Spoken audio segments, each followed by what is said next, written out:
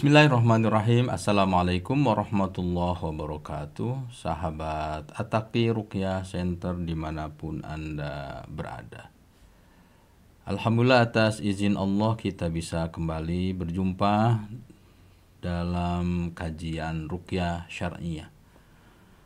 Mudah-mudahan Allah Subhanahu wa taala senantiasa mengaruniakan kesehatan, keafiatan yang kita isi dengan ketaatan.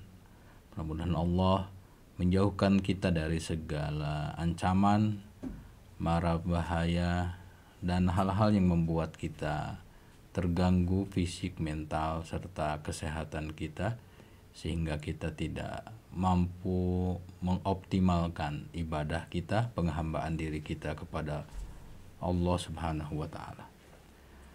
Sahabat At-Taqi Ruqyah Center, kita bersalawat untuk baginda kita Nabiullah Muhammad sallallahu alaihi wasallam, seorang nabi yang kita paham, nabi yang selama hidupnya dikenal jarang sakit, dan mudah-mudahan kita bisa meniru baginda Rasulullah sallallahu alaihi wasallam sehingga kita layak hidup di dunia ini dengan berbagai prestasi terbaik. Sahabat At-Taqi Ruqyah Center yang saya banggakan, di dalam konsep Islam tentu kita diajarkan untuk melakukan pembersihan diri. Pembersihan diri yang dikenal dengan konsep tazkiyatun nafs, membersihkan diri jiwa kita, ini tidak mungkin berhasil hanya sebatas dengan lantunan doa ruqyah atau membacakan doa-doa ruqyah syar'iyah kepada diri kita atau pasien kita atau siapapun tanpa mendapat dukungan, mendapat sokongan dari kualitas keadaan perut kita. Berbicara perut ini, maka dalam Islam dikatakan bahwa perut adalah wadah terburuk dan menjadi sumber segala penyakit. Oleh karena itu, maka dalam salah satu pepatah dikatakan bahwa bagaimana kita berdoa, bagaimana kita sholat, beribadah kepada Allah Subhanahu wa taala bisa dapat diterima sementara perut kita selalu diisi dengan hal-hal yang haram. Kalaupun halal itu tidak thayyib, maka perkara yang haram itu sudah jelas. Yang menjadi permasalahan adalah perkara yang thayyib.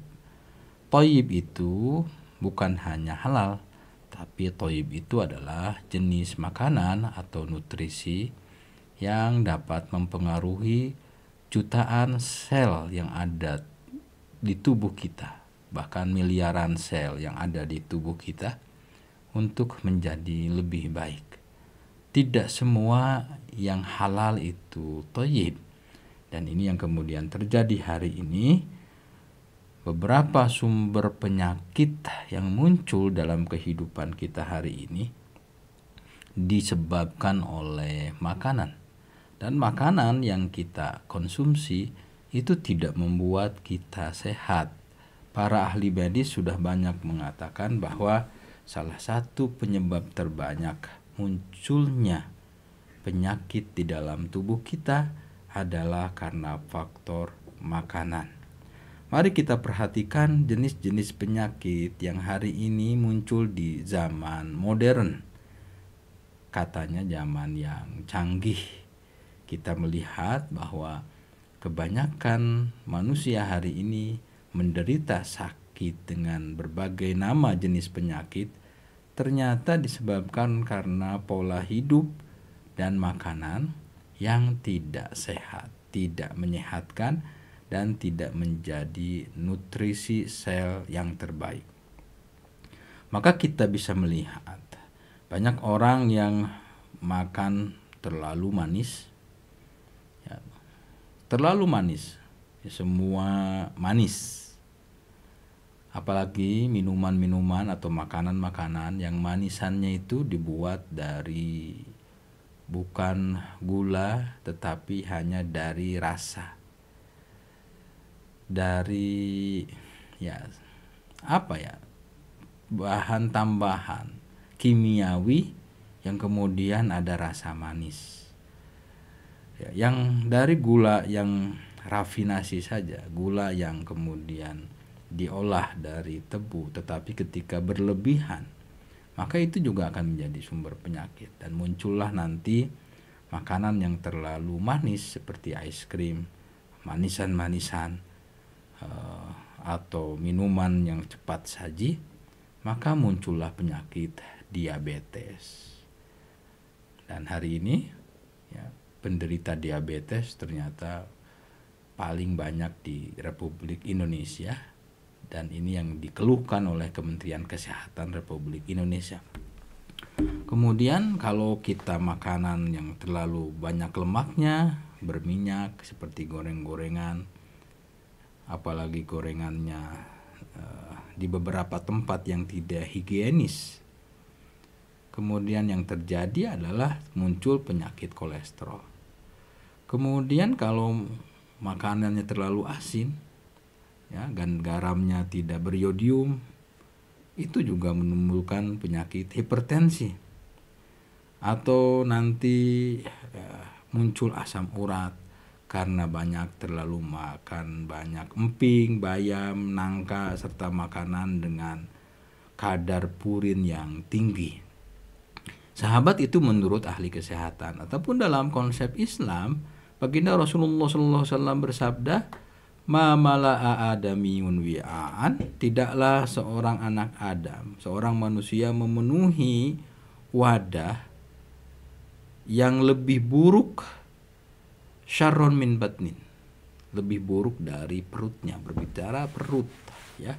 Oleh karena itu dalam konsep Islam, bihasbi ibni adama akalat, cukuplah bagi seorang anak Adam, seorang manusia itu beberapa akalat, jenis-jenis makanan yang yukimna sulbahu, yang makanan tersebut dapat menjadi energi yang menguatkan sulbinya ya, punggungnya, membuat punggungnya kuat. Nah, artinya tidak boleh berlebihan, tidak boleh segala macam dimakan. Pagi-pagi sudah dipenuhi berbagai makanan ya, yang kemudian membuat lesu, jarang olahraga, jarang beraktivitas. Ya, yang kemudian kita tertidur, menguap, ngantuk, dan ujungnya tidak sehat. Kemudian fa'inkan ala muhalah, kalau memang harus banyak yang dimakan, maka harus diatur fasulusun li ta'amihi. Jadi hendaknya perut itu harus diatur sepertiga untuk makanan. Ya, kemudian wasulusun li syarabihi, sepertiga lagi untuk minuman. Ya. Baru setelah itu wasulusun li nafasihi, sepertiganya lagi diperuntukkan untuk ruang udara, bernapas, oksigen ketika kita bernapas. Karena itu kita diperintahkan untuk mengontrol makanan, mengatur pola makan. Maka pola makan ini nanti kaitan dengan ruqyah syariah. Banyak sahabat-sahabat yang kemudian diruqyah. Di ruqyah hari itu, di depan muroki, nampak sehat, nampak segar, nampak bugar, nampak cerah.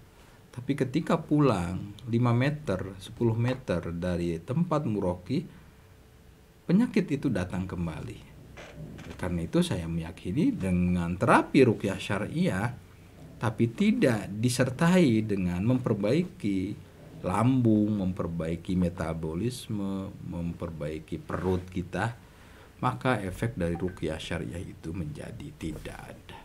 Karena itu sahabat, sebagai pembuka, mari kita memperbaiki perut kita dengan nutrisi yang oke, berkualitas, dan menjadi nutrisi sel terbaik untuk tubuh kita. Terima kasih. Semoga semuanya sehat walafiat, tak kurang sesuatu apapun. Assalamualaikum warahmatullahi wabarakatuh.